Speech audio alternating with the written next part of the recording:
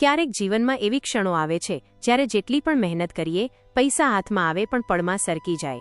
ખિસ્સામાં પૈસા ટકતા જ નથી. આવક તો છે પણ બચત નથી. આવી સ્થિતિ કોઈપણ વ્યક્તિને અંદરથી હચમચાવી નાખે. પરંતુ શું તમે જાણો છો કે આ માત્ર ભાગ્ય કે કર્મનો પ્રશ્ન નથી? વાસ્તુની સૂક્ષ્મ ઉર્જા પણ તમારા પૈસાની સ્થિરતા પર ઊંડો અસર પાડે છે. આજે આપણે એવી જ કેટલીક રહસ્યમય વાસ્તુ વાત જાણવાના છીએ જેને ઘણા લોકો ગંભીરતાથી લેતા નથી, પણ એ જ વસ્તુઓ તમારા ઘરમાં સંપત્તિ પ્રવેશને રોકી રાખે છે.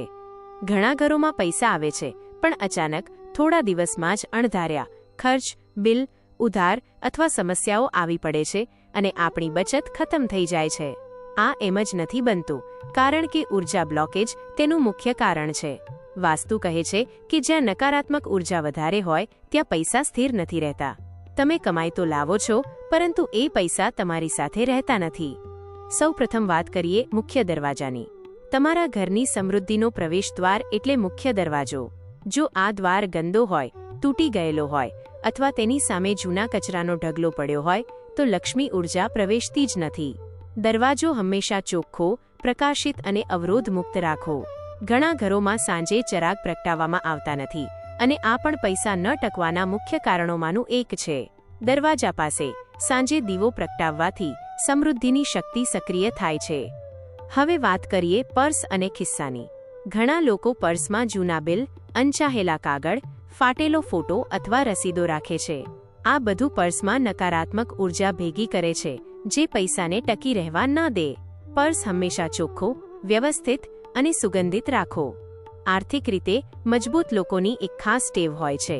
તેઓ તેમના પર્સમાં કદી પણ ફાટેલો નોટ અથવા ગંદા સિક્કા રાખતા નથી, કારણ કે તે ઉર્જાને નબળી બનાવે છે.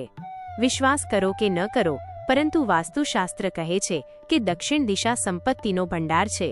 જો તમારા ઘરમાં દક્ષિણ તરફ ગંદકી, તૂટેલી ચીજો અથવા જૂના ખોટા ઇલેક્ટ્રોનિક્સ રાખેલા હોય તો પૈસા રોકાઈ જતા નથી.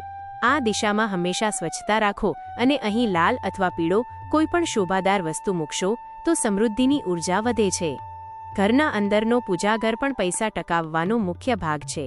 જો પૂજાઘરમાં અંધકાર હોય, દીવો રોજ પ્રગટાવવામાં ના આવે અથવા તૂટેલા મૂર્તિ ચિત્રો હોય તો ઘરમાં સ્થિરતા ઘટે છે. પૂજાઘર હંમેશા પ્રકાશિત અને પોઝિટિવ વાઇબ્રેશનથી ભરેલો રાખો. ધ્યાન રાખો કે પૂજાઘર પર ક્યારેય મિલકતના કાગળ અથવા પૈસા રાખવા નહીં. આ ઉર્જાનો ટકરાવ સર્જે છે. અહીં એક રસપ્રદ વાસ્તુ સંકેત છે. ઘણા લોકો જણાવે છે કે ઘરમાં વારંવાર ચીંટીઓ દેખાય છે. વાસ્તુ પ્રમાણે આ સંકેત છે કે પૈસાની ઉર્જા અસ્થિર છે. આવા સમયમાં રસોડા અને મકાનના ખૂણાઓ ચોખ્ખા રાખવા ખૂબ જરૂરી છે, કારણ કે રસોડું છે સંપત્તિનું કેન્દ્ર.